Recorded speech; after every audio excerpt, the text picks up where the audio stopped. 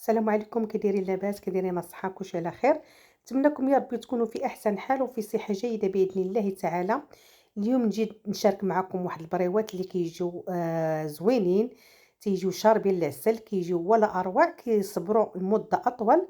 غنشاركها معكم ان شاء الله بالورقه د الفيلو اللي كتجي زوينه وسهله، والمقادير ان شاء الله يعني موجوده في كل بيت. شي حاجه اللي هي سهله سهله سهله بزاف ومقرمشه ولا أروع، وكتجي معلكة من الداخل ومقرمشة من برا، كتجي زوينة زوينة بزاف. شوفوا تبارك الله، هذاك اللوز معلك من الداخل، كيجي زوين زوين زوين بزاف. من طبيعة الحال بالنسبة للوز ديالي أنا خديت نص كيلو، يعني سلقته بليلة، ماشي سلقته يعني غير درته بالما طايب وحيت ليه القشور وخليته ينشف مزيان. كما كتشوفوا غادي نشدوه في الترموميكس يعني اولا الطحانه اللي عندكم نتوما في الدار موجوده. غادي نحطها، يعني غادي نديرها كمية كلها، غادي نحطها في الماكينة ديالي.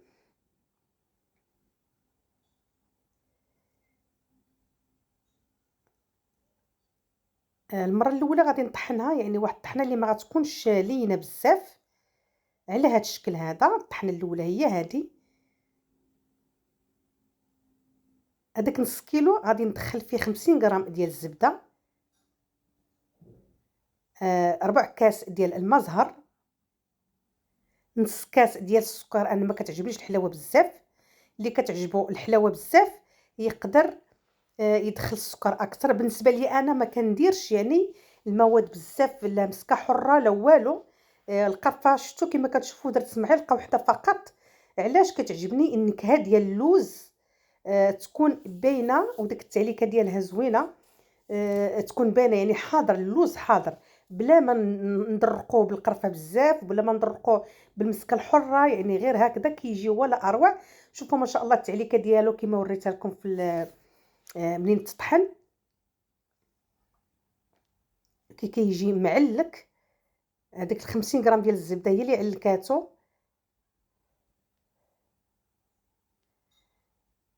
وسهل في الخدمه ماشي واعر. شديت انا خديت هاد الورقه هادي. اما الناس اللي ما شاء الله عايشه في المغرب راها مبرعه. كما كتشوفوا كنشد انا الورقه ديالي، ما كنقسمهاش على 4 باش كتجيني زعما شويه كبيبره، شويه ما كتجينيش هي صغيره تاني بزاف. اما الناس اللي كتبغي بريوات بريوات يعني صغار بزاف، غتقسم الورقه ديالها على 4. انا قسمتها على 3. كنشد هذيك الطاوله اللي فاش غادي نخدم اولا البوطاجي اللي عندكم، كندهنها بالزيت باش الورقه ديالي نتحكم فيها كما بغات، ما تبقاش تهرب ليا. يا ماذا بكم الورقه يعني تدهنوا سطح العمل وتشيتوها بواحد شويه من الفوق باش كتجي زوينه وكتلصق، كتلحن في ساعه بالنسبه للناس اللي ما غتخليهاش تبات الليل كامل. انا ما بيتهاش، يعني خليتها تقريبا واحد 3 ساعات ورجعت قليتها. كنسرح هذوك الشرائح ديال الورقه ديال البسطيله او ورقه البريوات على هذا الشكل هذا، وكنشد كواره. بالنسبه لي انا راه ما كنديرش الميزان، عيني ميزاني على هذا الشكل هذا. شوفوا ما شاء الله، يعني ما نقولكمش واحد المذاق يعني مخزاني. اللوز ما مدرقش، يعني كاينه نكهه اللوز حاضره بزاف. كنستمر بحال هكا، يعني ما كنعبرش، عيني ميزاني على هذا الشكل هذا. ودرتهم انايا ما شاء الله عمري من الداخل شويه صافي. وكنطوي على شكل بريوات، راه اي وحده كتعرف طوي البريوه ديالها. كنقادهم وننظمهم ونتولهم بطبيعه الحال، ونحطهم على هذا الشكل هذا، لان في الاخر غادي نغلقهم. صافي كنبقى نستمر بهذا الشكل هذا حتى كنكمل البريوات ديالي. خرجت لي كميه لا باس بها ما شاء الله، يعني نص كيلو د اللوز خرج لي كميه ولا اروع. تقدروا ديروها بالكاوكاو، يعني الكاوكاو كتشدوه كتغليوه بالحامض وبشويه ديال الماء زهر، كتبقاو طيروا منه الكشكوشه كامله، ديروا ليه 3 د الغليات اولا 4، راه كيولي بحال الشكل ديال اللوز. الناس اللي باغا دير الكاوكاو بادي اللوز ان شاء الله راه غادي نشارك معكم.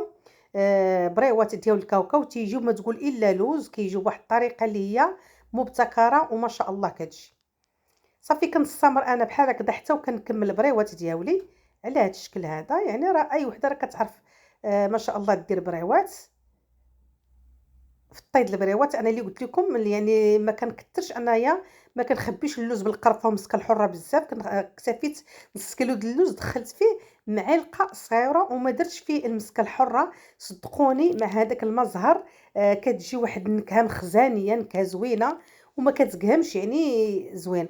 صافي كنشد أنا ديك الوريقة ديال البسطيلة بحال هكذا كيما قُلت لكم المرة الأولى ما بينتها لكمش، ولكن المرة الثانية ها نتوما يعني الوريقة كنشيتها بشوية ديال الزيت ماشي بزاف، وكنبقى نخدمها بحال هكا حتى وكنكمل، باش ما تعذبكمش ودغيا كتيبس دغيا كيبس يعني داك اللوز على الورق. من بعد ما كملتها كلها خديت أنا شوية ديال الطحين، كاين اللي كيدير بيض البيض، ولكن بيض البيض في القلي كيدير الكشكوشة، أنا يعني كنفضّل ندير الطحين على بيض البيض. كنبقى نستمر حتى وكنكمل البريوات دياولي على هاد الشكل هذا، يعني ساهلين ما واعرينش، أنا عطيتكم فكرة ديال الخدمة ديال اللوز باش كتجي يعني بطريقة مختلفة شوية على الطرق الأخرين.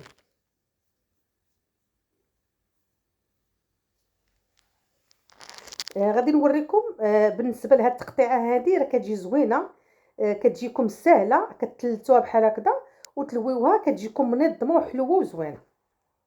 وريتكم غير وحدة أنا كلهم درت لهم بحال هكذا، حيت كيبقاو الجناب قاصحين ملي كيتقلاو كيتشنفوا من الفوق، كنحيد دوك القاصحين بالمقص وكنديرها شوية ديال الطحين والماء وكنشمّعها. كناخد الزيت ديال القلي كما كتشوفوا، يعني الزيت ما يكونش حامي بزاف، ضروري الزيت بشوية يعني باش ما تستعفر الورقة، راه في ساعة ما كتقلى إلا بغيتو يصبروا معاكم المدة أطول وما يجيوش يبقاو مقرمشين.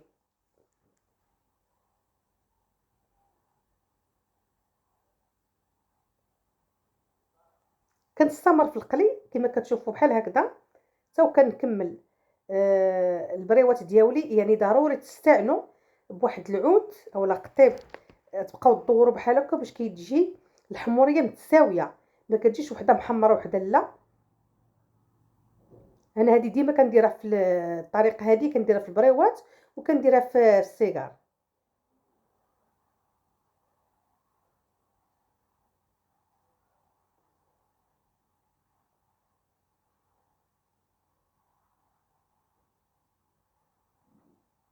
كنبقى نستمر حتى وكنكمل البريوات ديالي كاملين يعني ونطفيهم في العسل ونسقطرهم، وراه اي واحد ما شاء الله يعني بريوات راه ولاو عالميين او القطايف.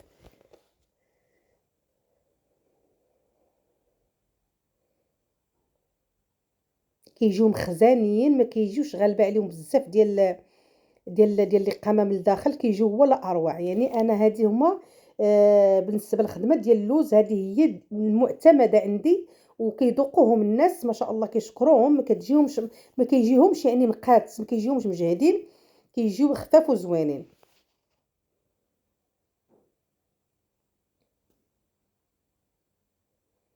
شفتوا التحميرة كتكون يعني كلهم كيطيبوا على شكل واحد، ملي كنبقى ندور هكذايا صافي من بعد ما طابوا من طبيعة الحال كناخذهم نسقطروهم غير هكذايا بلالوش ونحطوهم في العسل يشربوا العسل مزيان.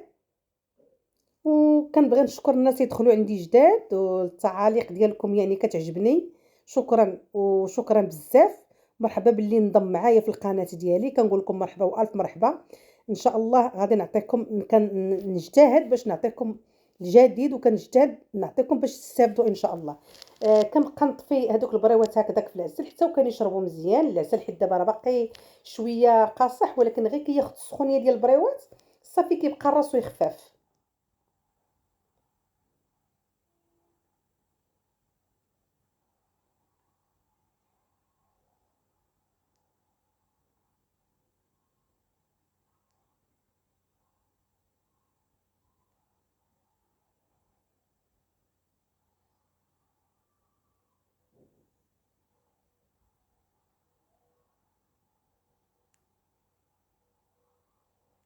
ورمضان على الابواب ان شاء الله، كنقول لكم ان شاء الله يا ربي يدخل علينا وعليكم هذا رمضان هذا بالصحه والهنا، وباش ما بغيتو يا سيدي يا ربي.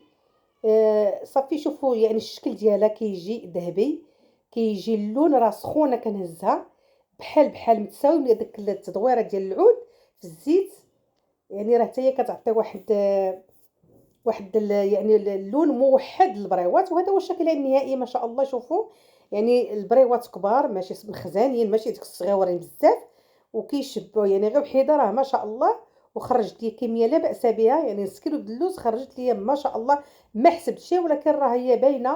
وكنقول لكم السلام عليكم ورحمه الله تعالى وبركاته، والى فيديو قادم ان شاء الله.